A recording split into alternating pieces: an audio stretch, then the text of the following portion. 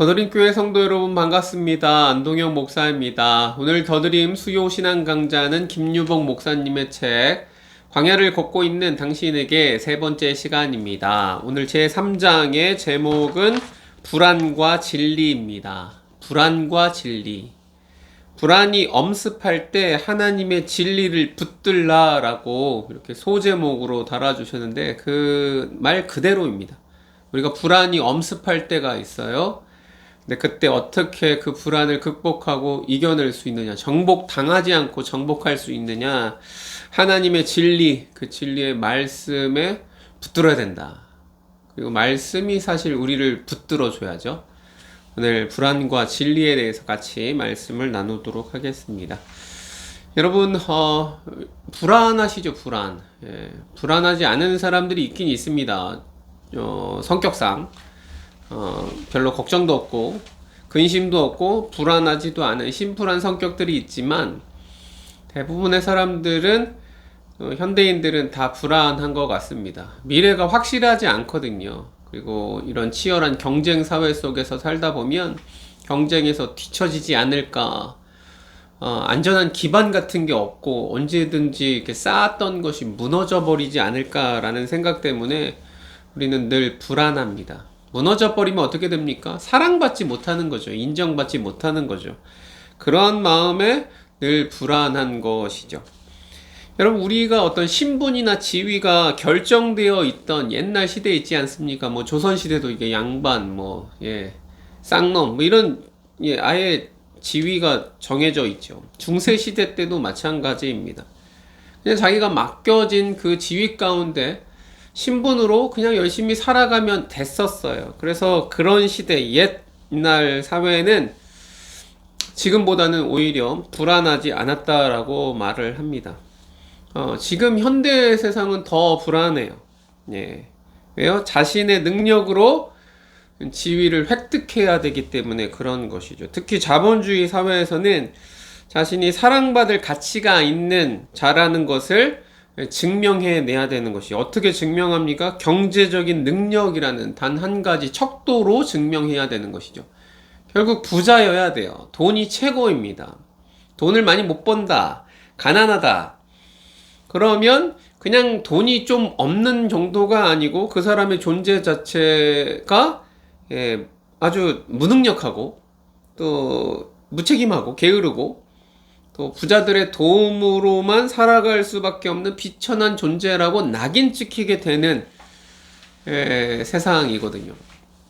그러니까 우리가 살아가는 이 세상이 얼마나 잔인한지 몰라요. 사실 그 부유한 것이 꼭 노력으로만 되지 않거든요. 여러분, 우리의 능력주의 굉장히 중요한데 내가 이만큼 공부해서 이렇게 좋은 대학 나오고 좋은 직장 가져서 내가 이렇게 버는 건 정당한 거고, 못 사는 사람들, 기초생활 수급 받거나 알바하는 사람들, 내가 낸 세금으로 어떻게 다 복지 잘 돼서 살아간다라고 사람들 생각하지만 여러분 그렇지 않습니다. 공동체라는 것은 함께 살아가는 거예요. 가난하고 힘없고 연약한 자들이 목소리를 내고 그들을 돌보는 것, 이게 함께 살아가는 공동체에서 가장 필요하고 중요한 것입니다. 나도 어떻게 될지 모르거든요. 그리고 우리 사회가 건강한 공동체인지는 그 약한 곳, 깨어진 곳에서부터 이제 나타나기 때문에 그들을 당연히 잘 돌봐야 되는 것이죠. 근데 세상은 그렇게 말하지 않고 부유함으로 줄서기를 하는 거죠. 줄서기. 그런 시대 가운데 뒤처지면 안 되니까 늘 경쟁하고 불안하고, 내가 증명해내지 못하면 존재 가치가 없는, 사랑받지 못할 사람으로 인식을 하게 되는 것이죠. 우리 모두 다 그래요. 청년들뿐 아니고 우리 모두 다 그런 생각을 하게 되는 것이죠. 이런 불안이 지배한 시대, 불안을 넘어서 두려움까지 집어삼킨 이런 시대를 살아가는 우리가 어떻게 성경에서 보면 왕 노릇이죠. 하나님의 자녀답게, 하나님 나라 백성답게 세상 가운데 하나님의 대리 통치자로서 어떻게 살아갈 수 있느냐라는 것을 오늘 생각해 보자라는 것이죠. 그래서 우리가 계속 다윗 이야기를 하고 있는데요. 사울과 다윗을 이렇게 비교해서 보면 참 명확하게 드러나는 점이 있는 것입니다. 여러분, 사울 왕은요, 늘 불안함에 사로잡혀 있었고 불안 때문에 살았던, 불안에 정복당한 사람이었고, 다윗은 사실 상황적으로 볼 때는 다윗이 더 쫓겨다니고 뭐 가진 게 없었던, 불안할 게 많았던 사람인데도 불구하고 불안을 정복한 것이죠. 사울은 모든 걸 가진 왕이었지 않습니까? 근데 그의 심령이나 모든 것들은 노예보다도 못한 그런 삶을 살았고요.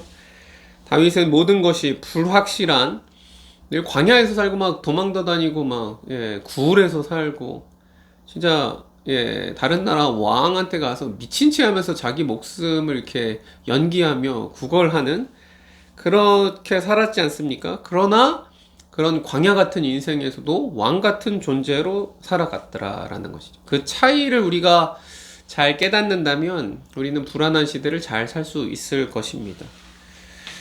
사울을 먼저 살펴보도록 하겠습니다. 사울은 불안했고 두려워했습니다. 늘 버림받았다는 감정과, 하나님께로 버림받은 거죠. 왕으로, 초대왕으로 임명은 받았지만 몇 번의 기회가 있었음에도 불구하고 하나님이 이제 왕에서 이제 자른 것이죠. 하나님의 영이 떠난 거죠. 그냥 버림받았다라는 것이죠.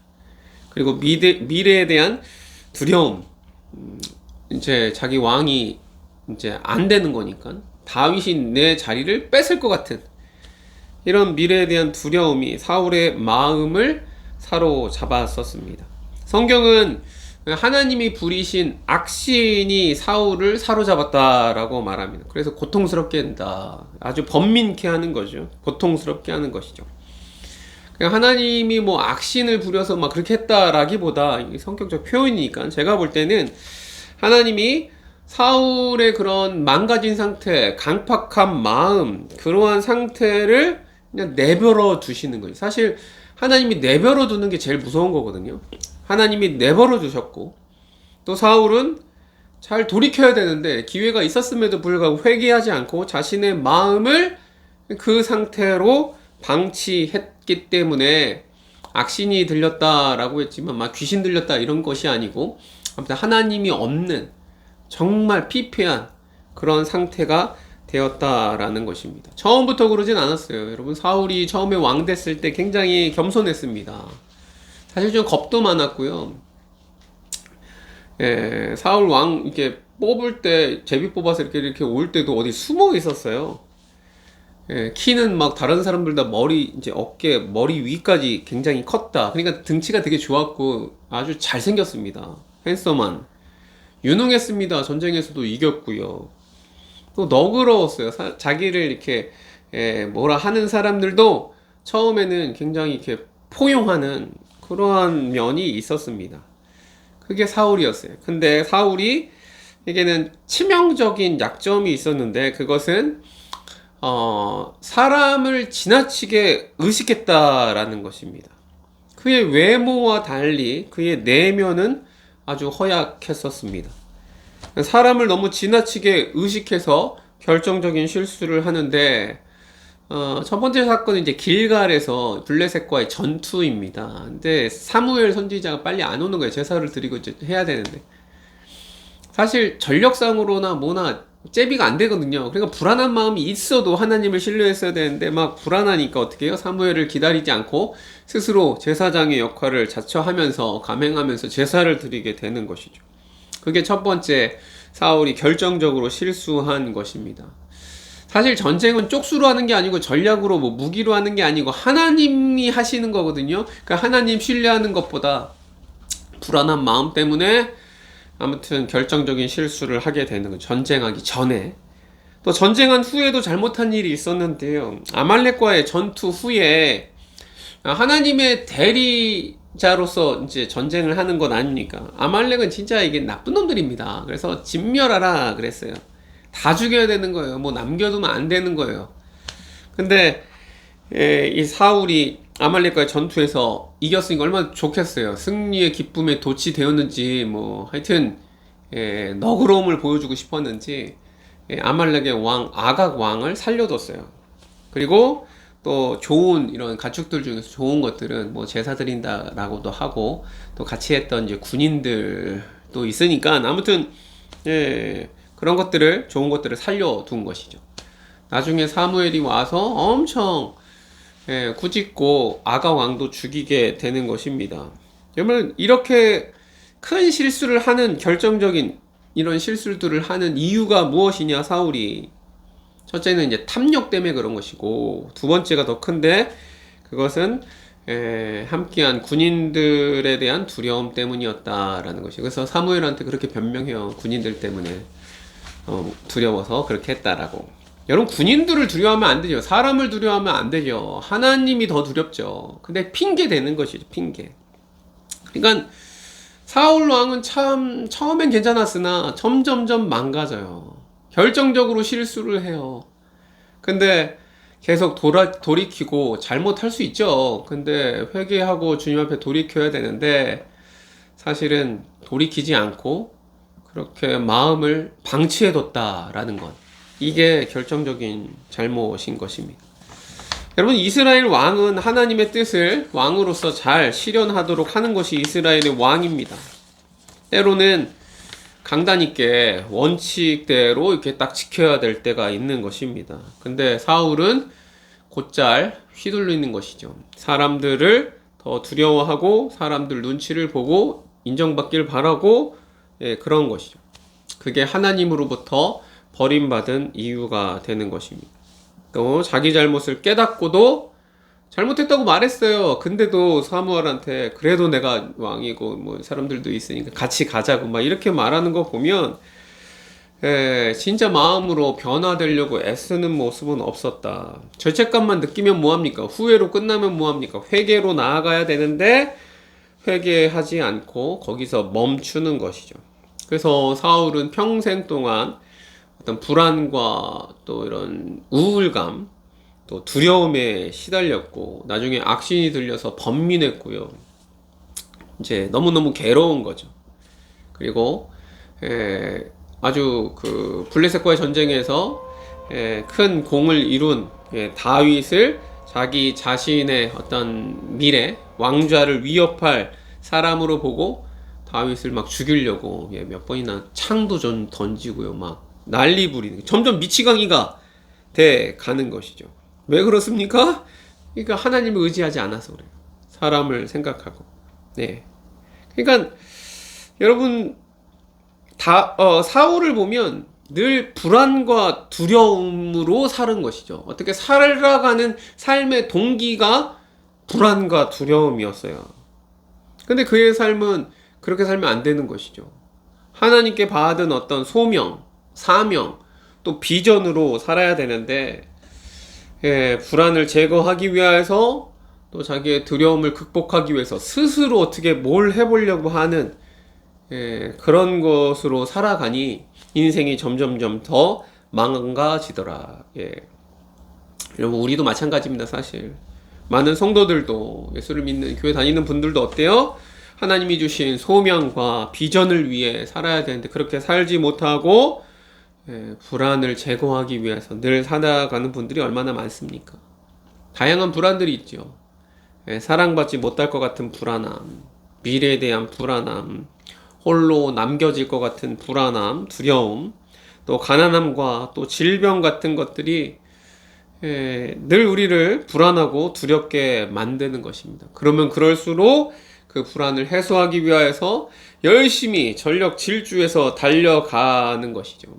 경쟁 가운데 대기업에 들어가야 되고, 전문직이나 또 공무원이나 안정적인 이런 것들, 또 여자분들은 이제 성형, 그게 경쟁력이죠. 성형을 하거나 다이어트에 과도하게 그렇게 하는 것도 불안함 때문인 것입니다.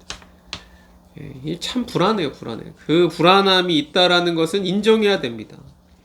근데 이 불안함을 잘 극복해내야 되는 것이죠. 사울이 이러한 불안과 두려움에 사로잡힌 것은 그의 마음에 거짓 메시지가 지배했기 때문에 그런 것입니다.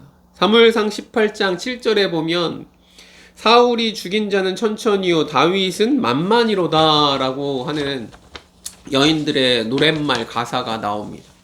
사울이 죽인 자는 천천, 다윗은 만만이다. 이것은 블레셋과의 전투에서 이기고 온 다윗을 향해 여인들이 이제 승전가를 지어서 막 부른 거예요. 자존심 상했을 수 있죠. 근데 사울의 마음에 그냥 마음이 상했다. 마상 이 정도가 아니고, 아주 이제 거짓 메시지인 것이죠. 그게 어떻게 해석되느냐? 이제 내가 물려줄 것, 내가 뺏길 것은 내 왕좌밖에 없구나라고 마음에 낙인처럼 새겨지는 것이고, 그때부터 사울은 다윗을 시기하고 의심하고 죽이려고 자기 온 삶을 이제 갈아 넣게 되는 것이죠. 그러니까 우리 마음에 어떤 감정이 들어요. 우리 마음의 내부에서 어떤 감정이 막 이렇게 솟아날 때에 우리는 그 마음의 감정을 잘 해석해야 되는 것입니다. 그냥 생각나는 대로, 느껴지는 대로 살아가는 게 아니에요. 우리는 우리 마음도 잘 다스려야 되는 것이고, 우리가 생각하고 느끼는 것이 정말 정당한지를 끊임없이 물어야 되는 것이죠. 사울이 이렇게 막 미친 사람처럼 된 것은 우연이 아닙니다. 내 안에 드는 말, 아니면 세상에서 하는 말, 이런 거짓 메시지들이 정말 많거든요. 그런 거짓 메시지를 걸러야 됐는데, 그런 거짓 메시지들을 마음속에 이제 확 붙드는 거죠. 확 붙들어요. 그래서 그것이 나의 삶을 지배하도록, 나의 감정도 지배하도록 그렇게 허용했기 때문에 그런 것입니다. 그래서 악한 영은 사람들의 마음속에 거짓 메시지를 심고 그 메시지로 사람들을 지배하는데, 그것에 우리가 넘어가서는 안 되는 것이죠. 그래서 사울이 두려움에 사로잡혀 자신을 불안하게 하는 다윗을 제거하는데 온 인생을 허비하게 되었더라. 우리도 그렇게 불안함 때문에 그것을 제거하는데 허비하는 인생을 살지 말고, 하나님의 비전과 하나님의 소명 따라 살아가는 저와 여러분 되기를 간절히 소망합니다. 그러니까 진짜 중요한 건 뭐냐? 거짓 메시지를 차단해야 되는 것이죠. 거기에 노해야죠. 저항해야죠. 세상의 가치관과 남들이 다 그렇게 말해도 아니라라고 해야 됩니다. 그리고 어떻게 해요? 하나님의 말씀, 그 진리를 믿음으로 붙드는 것. 여러분, 이거밖에 방법이 없습니다. 세상의 메시지에 노해야 돼요. 아니라고. 세상에서 뭐라고 말합니까? 너는 성공해야지만, 돈을 벌어야지만 가치가 있는 사람이고 사랑받을 만하고 존경받는 사람이고 그렇다라고 세상은 늘 말을 합니다. 그렇습니까? 그렇지만은 않아요, 여러분. 여러분은 그냥 존재 자체로 사랑받을 만한 자. 당신은 사랑받기 위해 태어난 사람. 당신은 사랑받기 위해 태어났습니다. 하나님의 사랑하는 자고 가치 있는 자입니다. 돈을 잘 벌든 못 벌든 간에. 세상은 늘 증명해내라고 하니까 이런 게 거짓 메시지다라는 것이죠. 한번 실수하면 뒤처지면 끝이다, 만회할 수 없다, 인생 쫑났다라고 세상은 말을 합니다. 지금 요즘에 아이들이 이제 중간고사 보고, 고등학교 아이들이 이제 내신이 9등급제에서 5등급제로 바뀌었잖아요. 그래서 1등급을 놓치면 뭐 인서울 대학 가기 힘들다 그래갖고 막 지금 자퇴하는 애들이 엄청 많답니다. 다 수능 본다고. 자퇴하는 자들이 이제 10만 명 넘을 거라고 막 그렇게 되는데, 이게 왜 그렇습니까? 한 번 삐끗하면, 한 번 실수하면 끝이다라는 거죠. 경쟁에서 이길 수가 없다라는 거죠. 좋은 대학은 절대 못 간다라는 것이죠. 그렇습니까?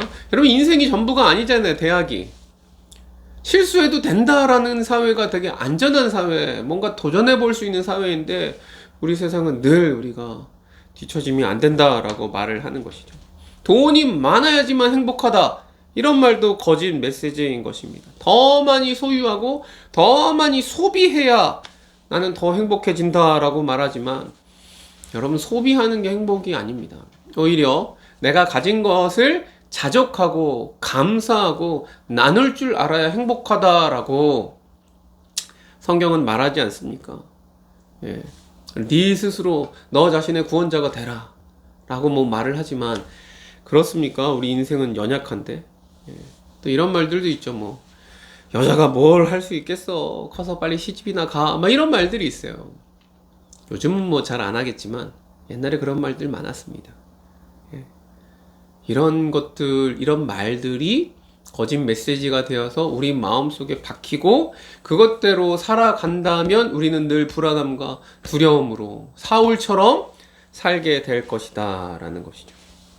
여러분 어떠십니까? 여러분 마음속에 가장 강력한 것은 무엇입니까?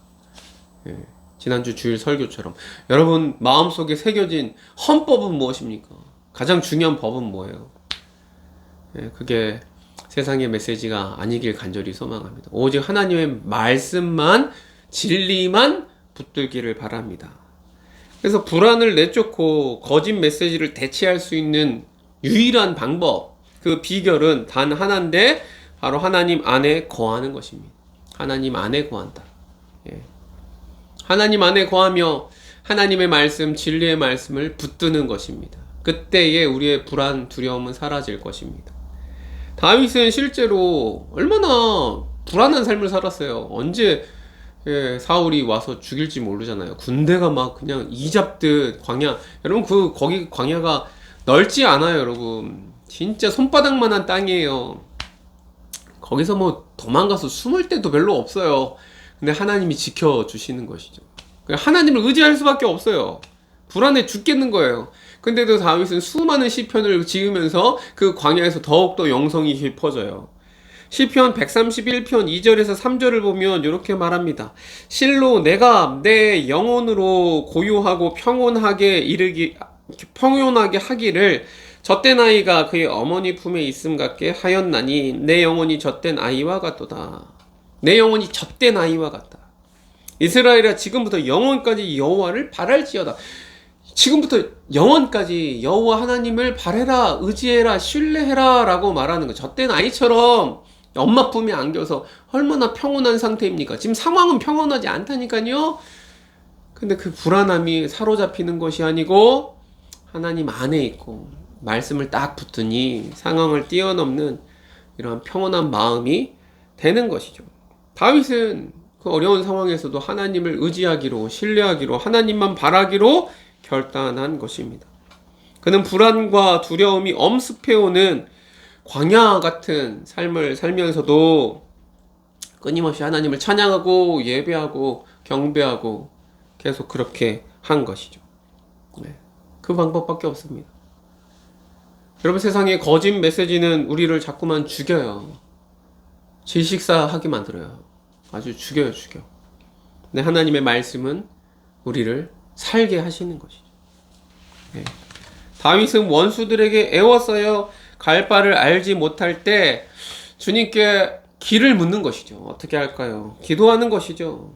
예. 그의 마음에는 세상에 어떤 거짓 메시지가 들어설 자리가 없었습니다. 하나님 말씀으로 가득 채워져 있으니 하나님만 의지하니 우리도 그렇게 살아야 되는 것이죠.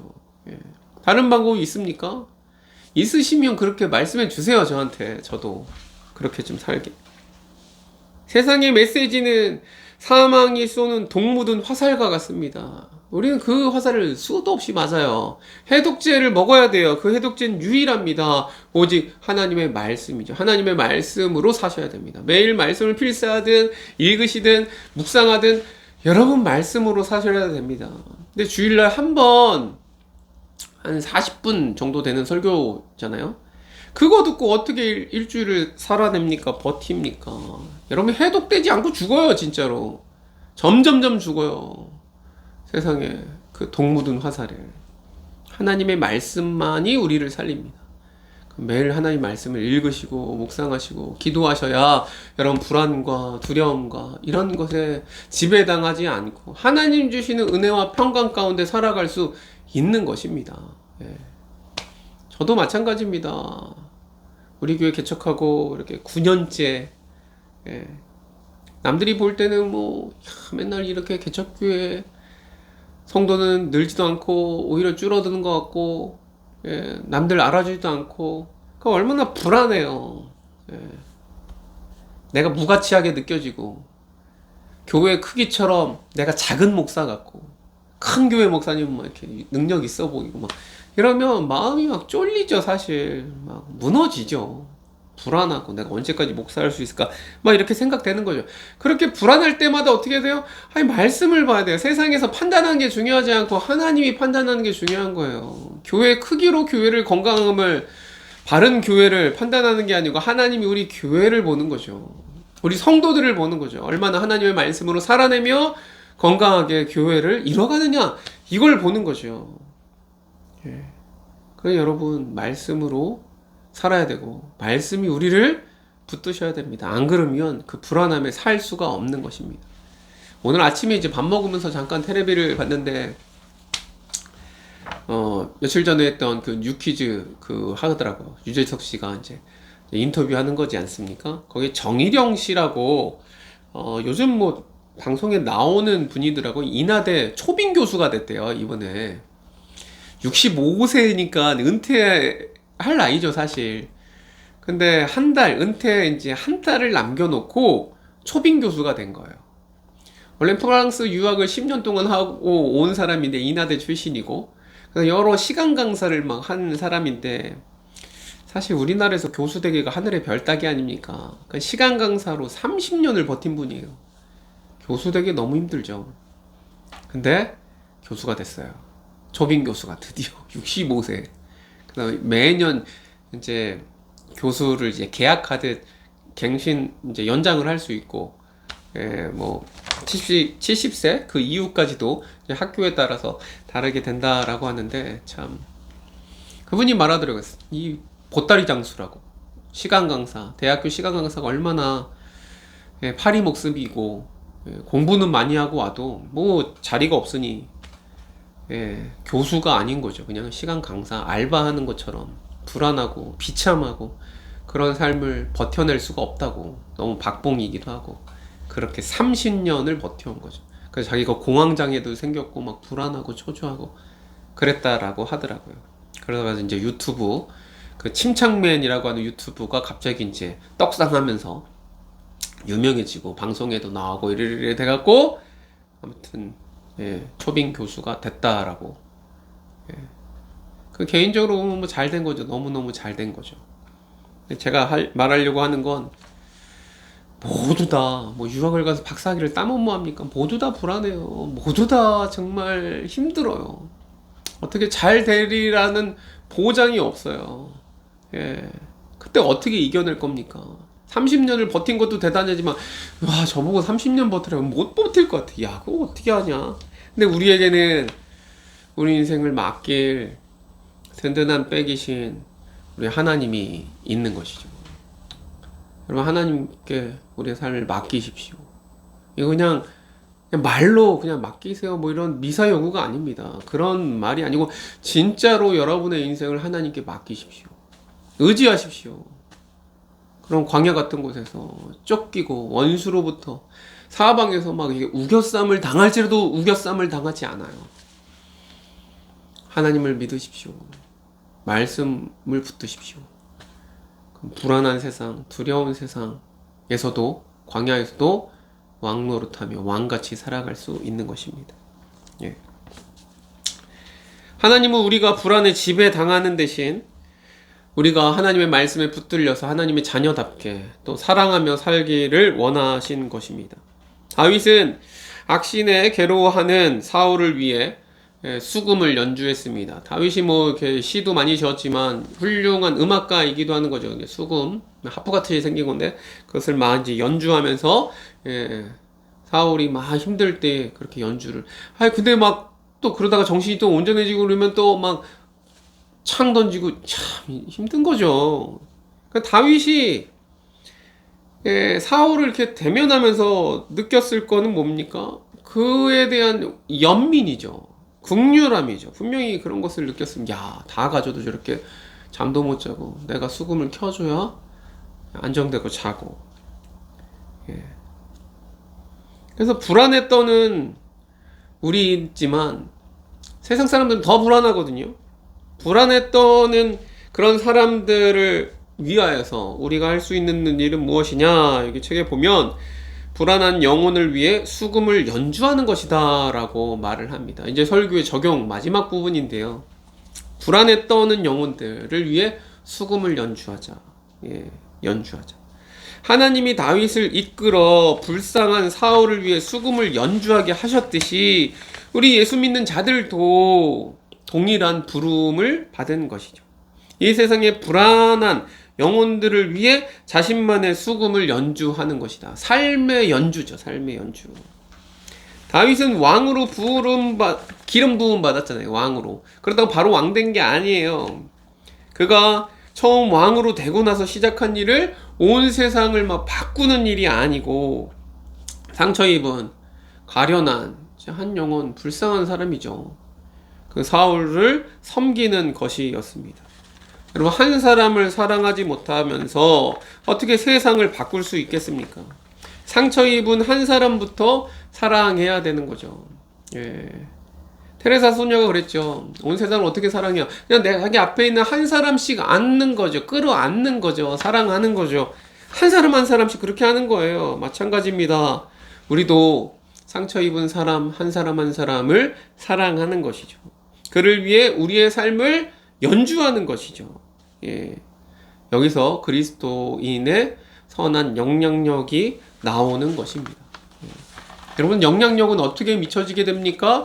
높은 자리에 올라가서 영향력이 있다라고 생각해요. 아니면 힘이 있거나 권력이 있거나 뭔가 목소리 힘이 있을 때 영향력이 있다고 생각하지만 여러분, 절대 그렇지 않습니다. 힘이 있어야, 높아져야 세상을 바꾸는 게 아닙니다. 예전에 장로님들 기도할 때 완전 레파토리죠. 항상 빠지지 않고 말하는 게 세상에서 머리가 될지언정 꼬리가 되지 않게 하옵소서, 맨날 이런 기도했는데, 꼬리가 되면 어떻습니까? 잘 섬기면 되지. 머리 된다고 다 좋은 게 아니고, 잘 나가는 사람들이 진짜 넘어지기가 훨씬 쉬워요. 꼭 높아지면 교만해지고요. 넘어집니다. 우리 이 나라도 지금 망친 분들 대부분 서울대 출신들이 망쳐요, 여러분. 예. 아닙니까? 맞죠? 유명해지고 높아질수록 조심해야 됩니다. 예. 교만은 패망의 선봉이라고 했습니다. 그러니까 머리가 되는 것이 꼭 중요한 게 아니고, 여러분이 있는 곳, 그곳이 어디든, 가정이든 학교든 직장이든 어디든 간에 그곳에서 불안에 떠는 안타까운 영혼들을 위해 여러분의 삶으로 수금을 연주하듯 자기의 삶을 보여주는 거죠. 불안을 정복하고 하나님 주신 소명, 이웃을 사랑하라 라고 하는 말씀에 순종하여 하나님의 비전을 따라 살아간다면 하나님이 이제 원하시는 삶, 하나님이 원래부터 계획하셨던 풍성한 삶으로 살아가게 되는 것이죠. 그렇게 살아가면 됩니다. 그렇게 화려하거나 높아지거나 대단한 삶이 아니래도 유일합니다. 유일한 방법입니다. 이 불안한 시대 가운데 하나님의 진리의 말씀을 붙잡고 붙들려서 이렇게 영광스러운 삶, 또 가난한 자, 힘든 자, 불안에 떠는 그 상처 입은 영혼들을 한 명 한 명 끌어안고 나의 삶으로 연주하는, 영향력을 미치는 그런 삶, 복된 삶 되시기를 간절히 소망합니다. 오늘 이 밤에 내가 끌어안아야 될, 내가 보여줘야 될 불안에 떠는 사람 누구인지 생각해 보시고 그를 위해 기도했으면 좋겠습니다. 그리고 내 안에 막 불안하고 두려울 때마다 하나님, 나를 좀 붙들어 달라고, 광야에서도 왕노릇하며 살아갈 수 있도록 하나님 말씀으로 좀 붙들어 달라고 다시금 결단하며 기도하는 이 밤 되기를 간절히 소망합니다. 우리 같이 말씀 생각하면서 기도하도록 하겠습니다. 기도합니다.